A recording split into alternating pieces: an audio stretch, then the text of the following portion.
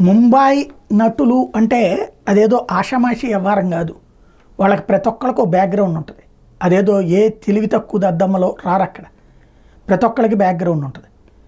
ఆంధ్ర అంటే వాళ్ళకు జుజుబి యాక్షన్ పరంగా కాదు, అక్కడ రాజకీయము ఎత్తుగడల పరంగా. ప్రస్తుతం రాసుకొచ్చినటువంటి పత్రికల్లో వార్తల ద్వారా ఆ ముంబాయి నటిని ఆంధ్రాలో ఏదో చెయ్యబోతే అన్నటువంటి కోణంలో రాసుకొచ్చినటువంటి వాళ్ళు ఫస్ట్ అసలు ఆ నటితో కంప్లైంట్ తీసుకోండి. ఏం కంప్లైంట్ ఇస్తుందో చూడండి. ఒకళ్ళ మీద రేప్ కేసు పెట్టింది, ఎందుకు విత్డ్రా చేసుకుంది?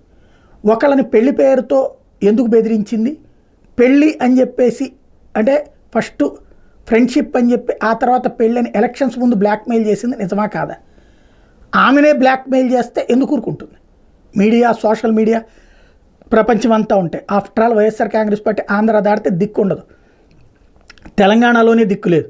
అట్లాంటి పార్టీకి భయపడిపోతుందా? కాబట్టి ప్రచారం ఏమైనా చేయొచ్చు, వాస్తవం చేదుగా ఉంటుంది. ఆ ముంబాయి నటి ఎవరు ఏంటి అన్నది ప్రజల ముందుకు వస్తే సమాధానం అన్నది ప్రజలు అడుగుతారు, చెప్పచ్చు.